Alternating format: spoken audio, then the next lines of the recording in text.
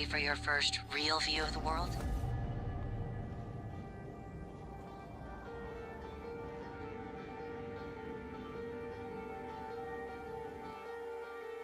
I don't think I've ever been so perplexed by a game as much as I have been with Prey. On paper, things should line up perfectly. The concepts and art design are outstanding, mysterious and dark, oozing with intrigue. It was developed by Arcane Studios with an aim to create a spiritual successor to System Shock 2, one of the best in the immersive sim genre.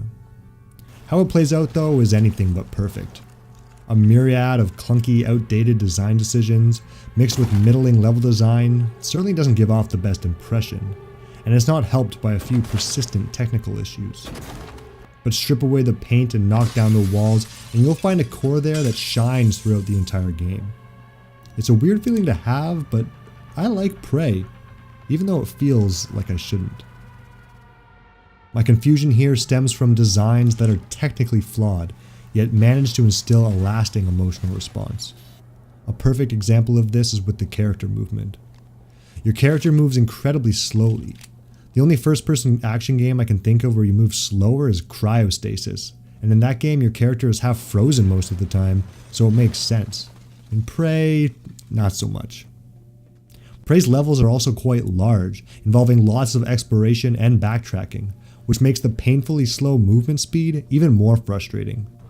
But then there are those moments when you're being chased by a giant, ghostly nightmare on the fringe of death and you're sprinting away just fast enough to avoid its flailing attacks. Those are the moments you remember the most.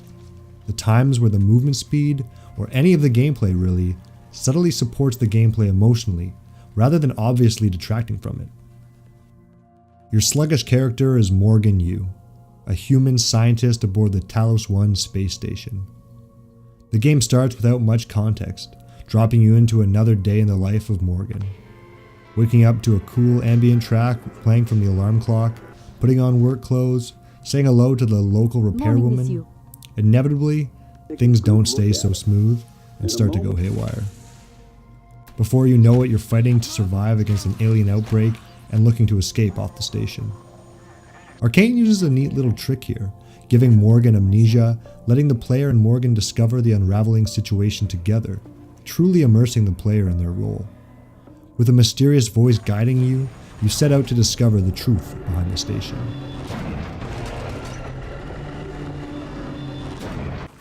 The plot mostly revolves around the Typhon, an incredibly powerful, hostile race of aliens. Their plethora of exotic abilities makes them extremely dangerous and extremely valuable, which is why they were on the research-focused space station to begin with. The Typhon are easily one of Prey's biggest draws. They're just so unique and interesting, and provoke such an incredible feeling of uneasiness. Learning about why the Typhon are like they are, their origin, and what they are capable of, is the major source of motivation for exploring Prey's deep lore. Unfortunately, Prey's old school inspirations start to show themselves a little too much here, because while there is quality voice acting relaying the important plot points, too much of the interesting lore is stuck behind emails, handwritten notes, and excerpts from books. I want to know more about the Typhon, but I'm playing Prey to play, not to read a novel. The Typhon are also Prey's only source of engagements, and engagements, like the rest of the gameplay, similarly suffers from dissonance. Being an immersive sim, you have multiple options for dealing with these powerful foes, but it mostly just comes down to two: combat or stealth. Neither of these ever feel completely satisfying. Without even thinking of player agency, enemies have far too much health, do way too much damage, and most of them have attacks that are hard to telegraph, leaving the player with a feeling of hopelessness. Even on the easiest difficulty, Prey is still somewhat difficult, and moving up in the difficulty levels only furthers frustration. Yet these engagements are tense, your powerful enemies are unbalanced, but it makes for stressful and exciting situations. Smashing objects in a room looking to get the jump on a mimic when suddenly a mop bucket that was behind you morphs into a deadly alien and smacks you with a devastating attack? It's a bit of a cheap shot, sure, but like a horror movie, the adrenaline rush won't soon be forgotten.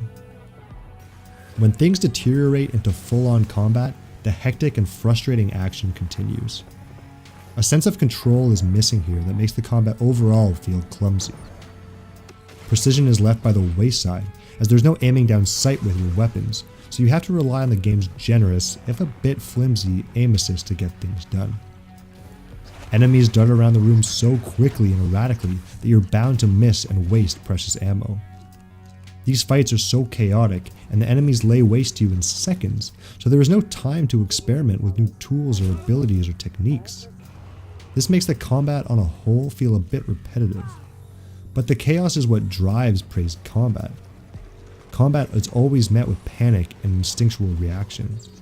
The music and sound suddenly jump, and your adrenaline soars through the roof as you cling to life. Whipping around to blast a killing blow into the phantom that was right behind you is thrilling, and victory comes with sweet relief and visceral excitement. Stealth, sadly, does not benefit from this excitement, and ends up being more annoying than anything else.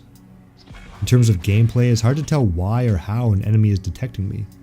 Sneak attacks aren't worth the risk since they never do enough damage to take the target out. And if you do happen to be compromised, the best way to get back into stealth is to exploit the AI's pathfinding and wait patiently for them to forget about you. But what really lets the stealth down in Prey is its disappointing level design. Level design is arguably the most important part of the immersive sim genre. It's all about giving players the tools to explore and utilize the environment in clever ways. Creating spaces with interesting alternate routes, rewarding players for patience and keen observation. Instead, Prey's levels feel a bit contrived. Almost all of the alternate routes that Arcane gives require an ability to access. Hacking a keypad to open a door, lifting heavy objects out of the way, transforming into a pile of towels to get through a tight space. The levels feel designed only to give purpose to the deep and varied skill tree. Of course, abilities should play a crucial part when navigating a level, but in Prey the abilities, as far as level design is concerned, only act as keys for locked doors. Depending on which key you chose earlier, will allow that specific door to be opened. The problem is that it doesn't make you feel clever. Scouting in an area just never pays off, and straying from the main path isn't worth the hassle. When talking about disappointments, it's also worth mentioning Prey's bizarre audio quality. On their own, sound effects and voice acting are great. Mick Gordon's OST is absolutely incredible with layers of rich synth and guitar, stellar beats, and panic-inducing melodies, fitting right into the horror sci-fi landscape.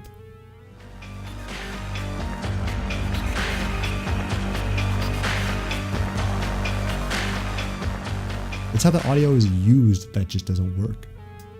Piercing, warbly notes will randomly jump out of nowhere while calmly exploring the station, and chill ambient beats have smooth fade-ins but then cut out abruptly, leaving silence in their wake. NPCs continue to talk over one another, creating a horrible mush of sound where nothing can be understood. My voice was buried inside me. Your brother, I wanted to Alex, scream, brought but me I to the couldn't even station. do that. Audio from enemies can be heard through walls and floors, and it's never obvious where their sounds are even coming from. It's hard to stay immersed in a game when the audio is as unstable as it is here. The redeeming factor for Prey's issues, though, is that the game is astonishingly gorgeous. Prey has style, and it's style that carries the whole game on its shoulders. Throughout my playtime with Prey, the only consistent feeling I had was awe, and that was from the tremendous art design. The attention to detail in every object, every texture, and every playable space is unbelievable.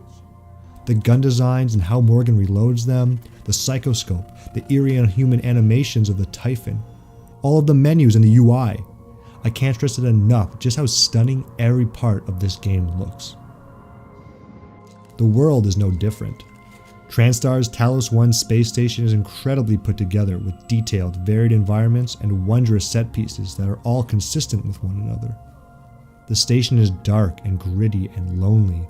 Furniture and objects are strewn all over the ground, remnants of the Talos crew fleeing from the Typhon outbreak. The exterior zero-gravity moments gives the player a view of the entire station at once, giving context to all of your time spent inside it, while also being a sight to behold. It's honestly a bit baffling that so much polish was put into the artistic side of the game, while the gameplay got the short end of the stick.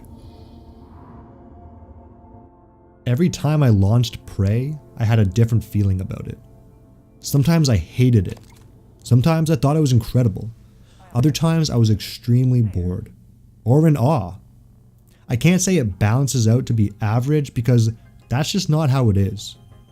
Prey is a frustrating game, but it's also great. Sticking a giant needle through your eyeball into your brain to get new powers is cool as hell. But doing it so that you can expand your inventory is just lame. I'm honestly torn. 20 years of playing games tells me that I don't like playing Prey. But I believe that if you're feeling something when you're playing a game, then it must be doing something right. And in that regard, Prey goes above and beyond. For that reason, and against my better judgment, I guess I like Prey.